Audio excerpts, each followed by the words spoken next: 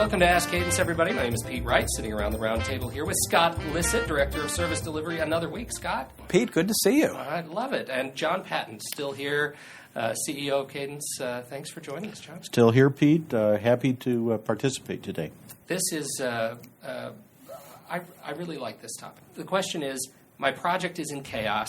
People don't know what they're supposed to be doing. Now, I'm making an assumption there. They're talking about the work. They don't know the work they're supposed to be doing to bring their project together. What do you do? Yeah, I've seen this a lot, Pete, where the project team is in real trouble because work is falling through the cracks. In other cases, two or more people are all trying to do the same task. And this is caused by an inadequate definition of who's doing what work on the project from the very beginning. This has to be documented and planned in the planning phase of the project before you get into implementation. And the way to do this is by using a tool called the work breakdown structure, or the WBS. The work breakdown structure is a hierarchical way of diagramming the work to be done on the project. It's organized by deliverable, and it will resolve the confusion that can come from large projects, complex projects, where a lot of work is getting done. And it smooths the handoffs between the different members of the cross-functional team, and it allows the project manager then to better monitor and control and create a schedule for the project, knowing then that all the work is getting done and nothing is being missed. That's an interesting suggestion. The way we're talking about it, it sounds almost like it's a bit of a novelty, like it's sort of new. And we've talked a lot about the work breakdown structure in general. I'm interested, as a project management tool, I see that as a tool to help individual contributors, individual specialists bring their work in line. What sort of reactions do you get to building a work breakdown structure, and how do you overcome them? Well, Pete, I'll answer that one. It's people, when they understand it, see that it's a very simple thing to do, and they have a lot of fun building it as a team. Now, there's actually a sense of accomplishment and a sense of fun doing it because there's such collaboration. I'm continually, impressed, amazed, I don't know what the proper word here is, on how many people have not heard of a work breakdown structure. The WBS is one of the oldest tools in history.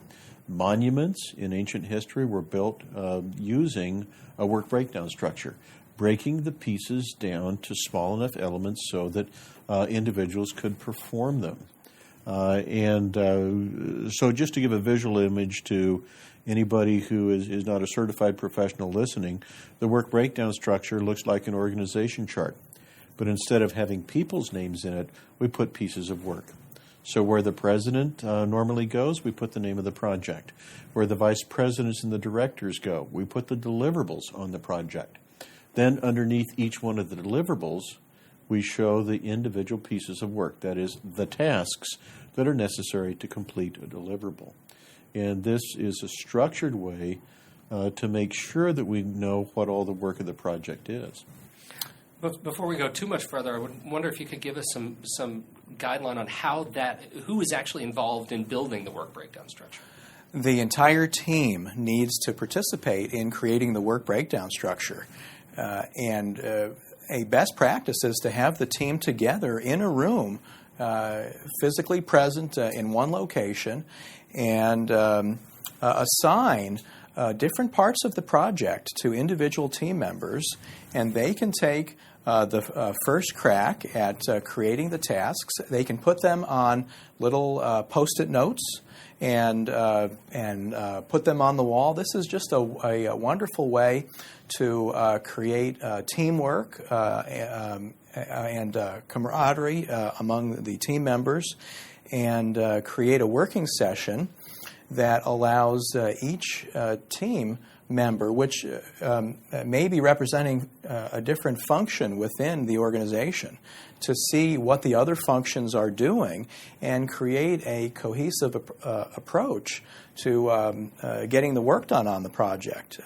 Without a WBS, you can sometimes fall into the trap of having each division or function in the organization feeling like they'll be doing their own piece of the work.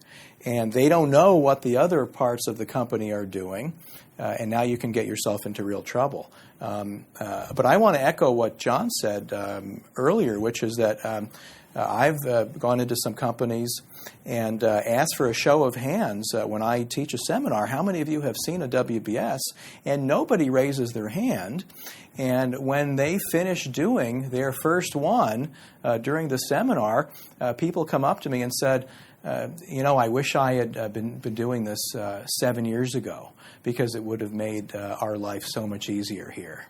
When do you actually build the WBS in the planning process? Well, the steps of planning, Pete, are to start out with a project objective, which sets the boundaries of cost, schedule, and performance for the project. We follow that with scope, which identifies deliverables, measures, and exclusions. So these deliverables, the things that are going to go to the operating environment after the project is over, and the project deliverables, things like testing that occur during the project. Those form level 2 of the work breakdown structure, and the tasks go underneath them. Now, I'd like to underscore one more thing, Pete, and that is one of the major benefits of the work breakdown structure. It's the reduction of rework towards the end of the project. When the team participates together and participates to create the work breakdown structure, and then participates in a walkthrough of every task on the project, listening, refining, clarifying the tasks, they understand at the beginning of the project what the work is going to be. As Scott said, if a team member or people from a particular function only understand their part, it's a narrow understanding of the project. Through osmosis, during status meetings, during the project, they will find out much later on in the project what the real scope, what the real interfaces of this project are, and that's when they come up with changes because they've been working under incorrect assumptions to date.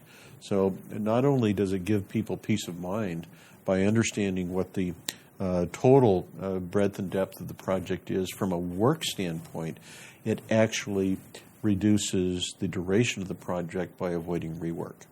Excellent tool.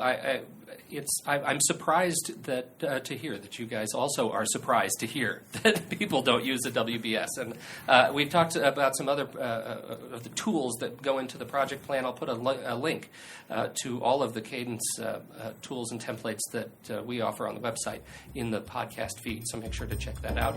And until next week, please join us again.